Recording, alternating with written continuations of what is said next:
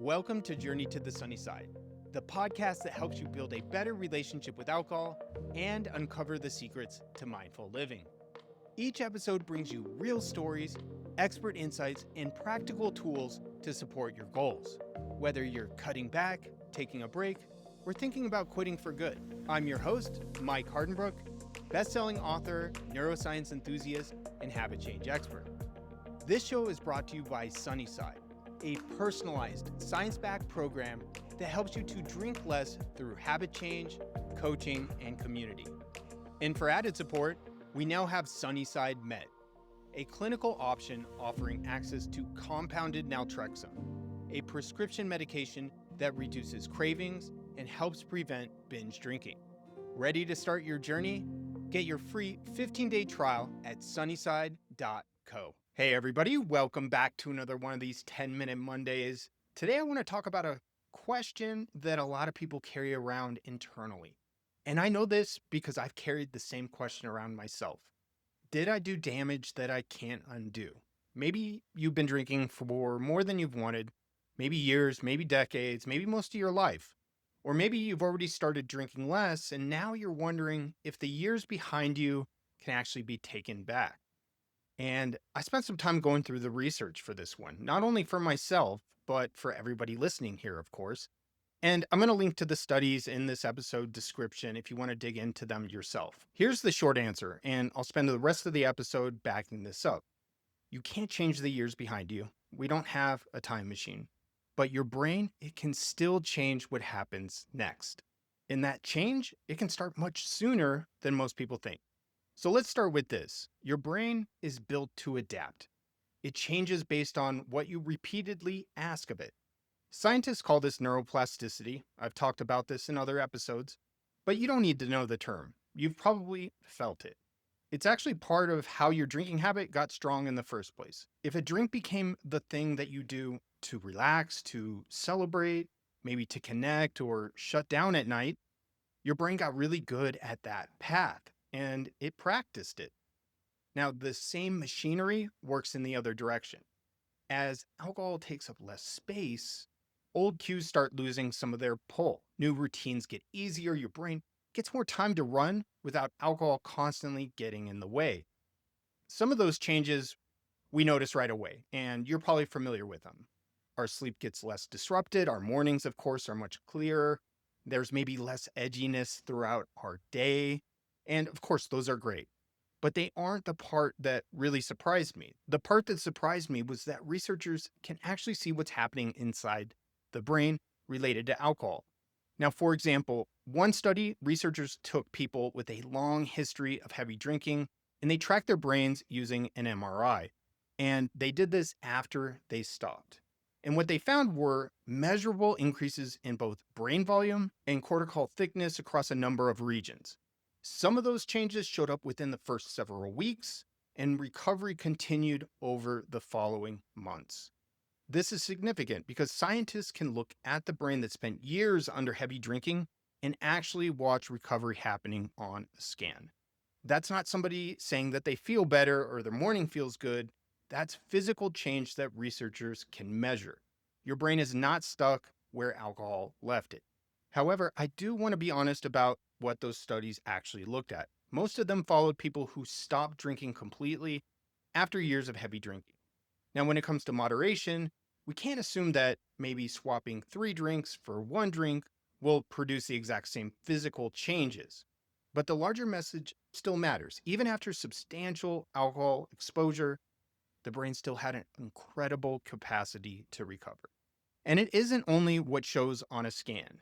Things like attention, memory, planning, decision-making, they improve too, each pretty much on their own timeline. Now that matters because those are the exact skills that get harder to use once you've been drinking. For example, you know that plan that you made at 4 in the afternoon, the one where you said, I'm just gonna have 1 or 2, leave early, I wanna feel good tomorrow. But by 10 o'clock, the part of your brain responsible for carrying out that plan isn't quite working with the same clarity that it had when you made it. Now, when you drink less, you spend more of your hours and of your life with that cleaner version of your brain that's available. You maybe catch a pattern sooner. You remember you wanted to stop. You make that decision before the moment gets away from you. And over time, that starts feeding itself.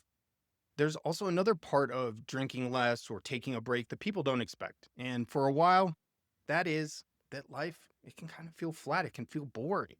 The drink used to mark maybe the end of the day. It gave that evening a lift in mood. It created a clean line between work and everything after it.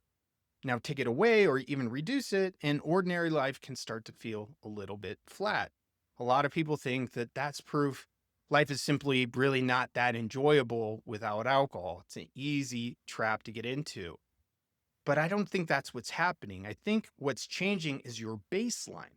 Think of your brain as having a normal level of pleasure and reward. Now, when alcohol becomes a regular part of that routine, what it does is it pushes you above that baseline just for a little while. Your brain, however, adapts to those repeated highs by raising the threshold for what feels rewarding.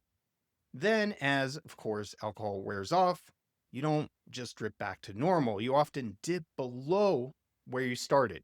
And that's why an ordinary Tuesday night suddenly feels boring and restless, like something's missing. And so we default to the obvious solution as being another drink because it can bring us back up. So life becomes this series of spikes and drops, peaks and valleys. But when you consistently drink less, your brain starts resetting that baseline. The need for those big spikes begins to fade, and everyday life starts becoming rewarding again because your brain becomes more responsive to the normal experiences. Maybe that simple walk starts to give you more pleasure than it did. Maybe dinner tastes a little bit better. Maybe music can get your attention a little bit more. Even your morning coffee might feel surprisingly more satisfying.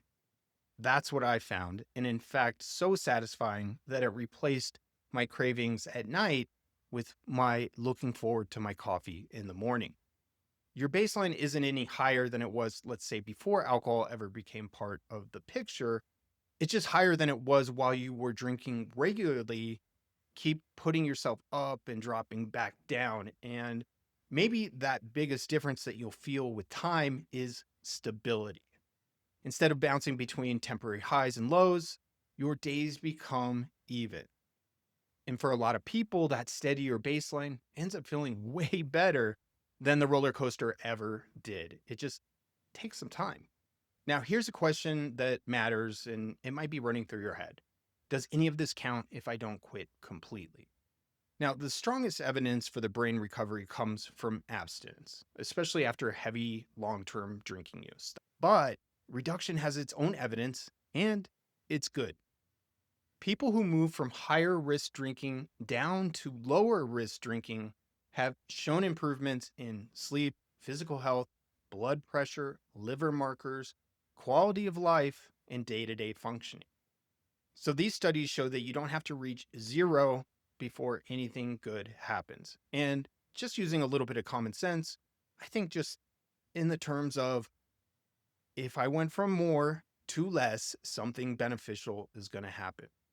I think also this is where a lot of people fall into that all or nothing trap. They hear abstinence has the strongest evidence and they translate that into, well, I'm not going to quit forever. So those studies, I probably won't get the same benefit. Well, it might not be exactly the same, but that's not what the research says. We all know one drink is going to be different from four. A week with 2 alcohol-free nights is different than a week that has none. A month with 1 heavy night of drinking is obviously going to be different than a month with 4. Those differences, they actually matter.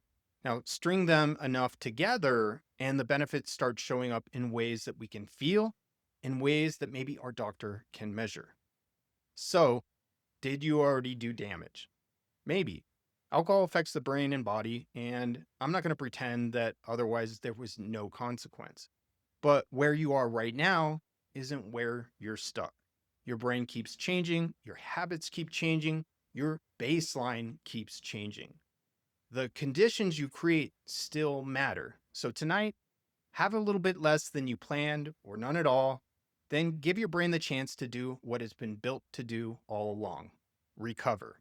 Okay, that's it for today. Thanks for hanging out with me. If you got anything out of this, I know I say this every time, but if you haven't, please rate and review. It really helps the show and gives me great feedback. And of course, if you have any questions or suggestions, send me an email, mike@sunnyside.co. And until next time, cheers to your mindful drinking journey. Journey to the Sunnyside is brought to you by Sunnyside, a personalized, science-backed program that's already helped over 500,000 people cut out more than 24 million drinks. No matter where you are on your journey to build healthier drinking habits, Sunnyside meets you where you are. And now, with Sunnyside Med, you can access compounded naltrexone, a doctor-prescribed medication proven to reduce cravings and prevent binge drinking, giving you the peace of mind you need to make lasting change. If you could benefit from drinking a bit less, head on over to sunnyside.co for a free 15-day trial.